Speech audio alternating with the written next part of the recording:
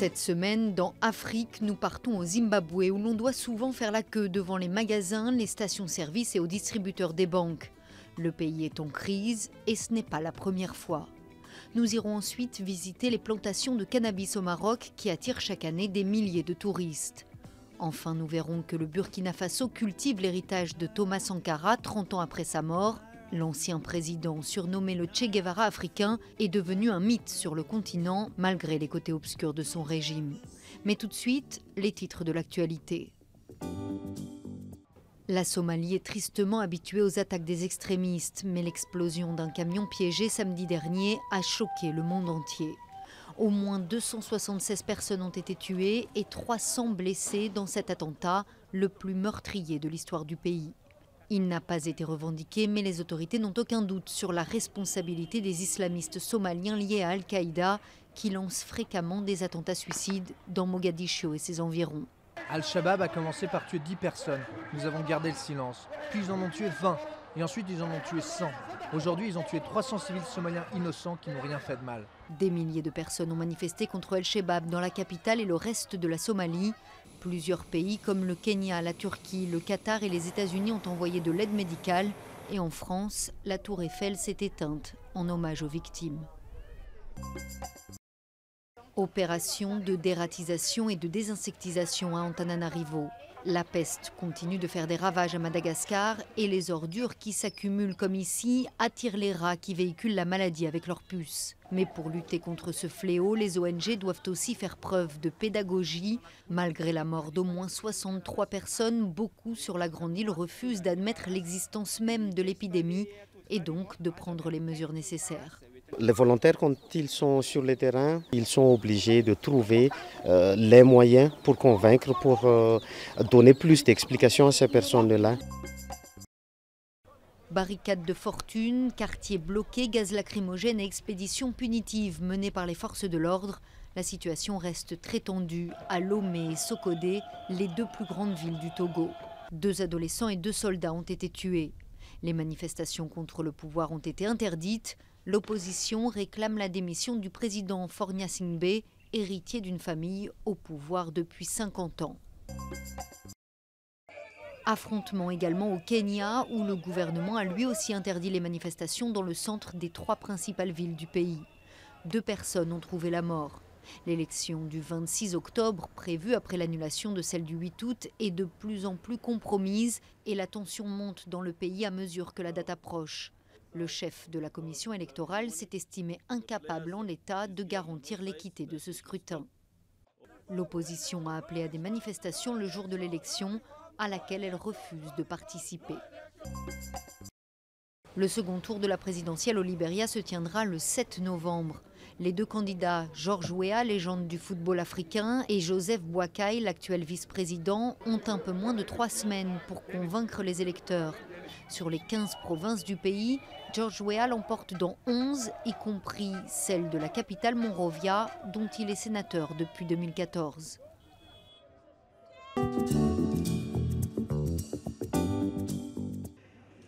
Les Zimbabwéens doivent de nouveau perdre des heures à faire la queue devant les magasins, les stations-service et aux distributeurs des banques.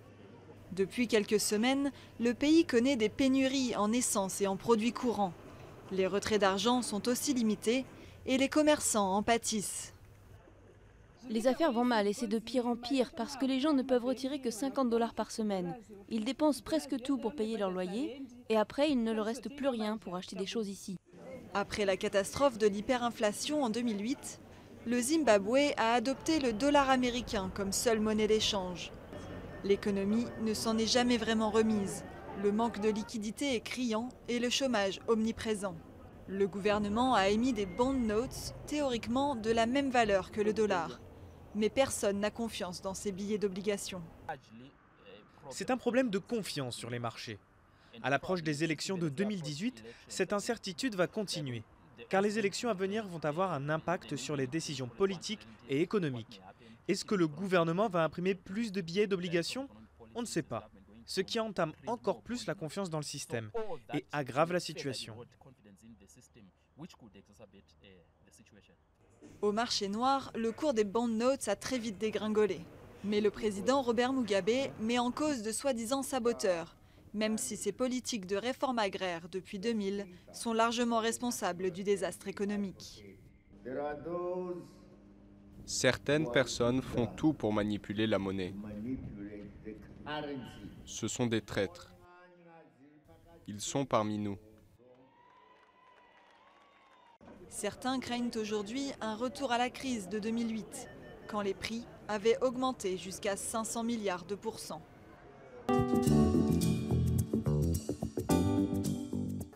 Ces champs de cannabis dans la région marocaine de Ketama sont illégaux. Mais ils font partie du patrimoine local et la consommation de hashish est largement tolérée par les autorités. De quoi attirer les touristes venus du monde entier. C'est la troisième fois consécutive que je viens ici à Ketama. Je discute avec les fermiers et les gens en général des propriétés médicinales du cannabis. Dans les années 1960 et 1970, Ketama était très prisé des hippies. Mais peu à peu, la destination a commencé à traîner une réputation de zone de non-droit. Alors les visiteurs se sont tournés vers d'autres régions du pays. La majeure partie des touristes qui viennent ici, c'est toujours le sud. Le sud, parfois du côté de Chefchaouen, par exemple, Moyen Atlas, etc. Mais ici, c'est très rare. À une centaine de kilomètres, la ville de Chefchaouen est une destination touristique phare, tant pour sa beauté que pour ses plantations. Mais ici aussi, les temps sont durs depuis que d'autres régions ont flairé le filon. Avant, la région était très dynamique au niveau touristique et économique. Les étrangers, tout comme les Marocains, venaient acheter ce produit.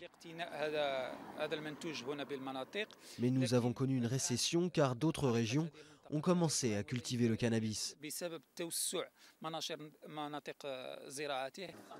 Chefchaouen table maintenant sur un tourisme plus traditionnel, attiré plus par le bleu de ses ruelles que par les champs verdoyants qui l'entourent.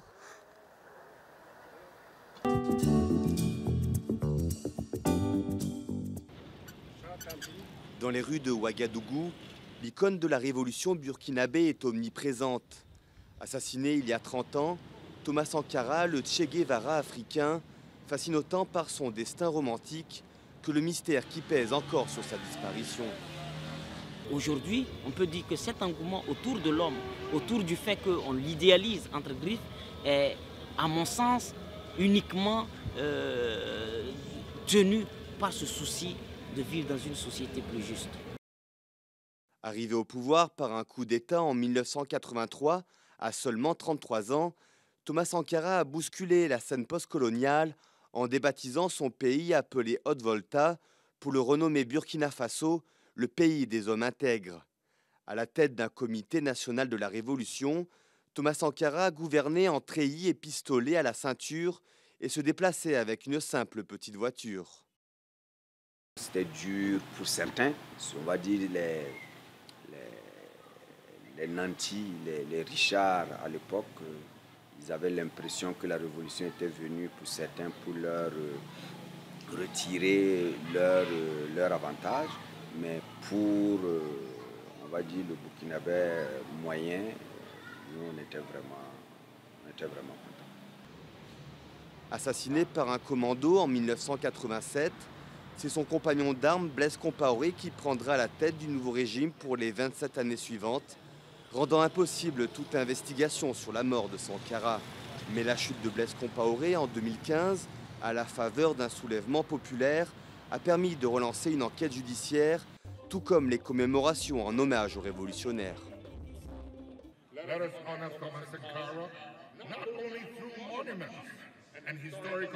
Honorons Thomas Sankara, et pas seulement à travers les monuments et les références historiques, mais aussi lors de manifestations de tous les citoyens du Burkina Faso. Osez faire le bien et osez être des citoyens exemplaires de votre pays, parce que vous avez le pouvoir de changer les choses. 30 ans après, Thomas Sankara reste davantage célébré pour son courage et ses idées que pour son bilan au pouvoir.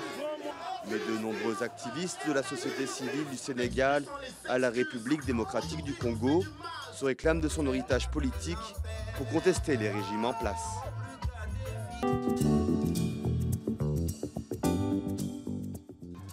Dans notre prochaine édition, nous vous emmènerons découvrir une tradition malgache très particulière, la cérémonie de retournement des morts, une grande fête où l'on danse avec les défunts dont on change le linceul. À la semaine prochaine.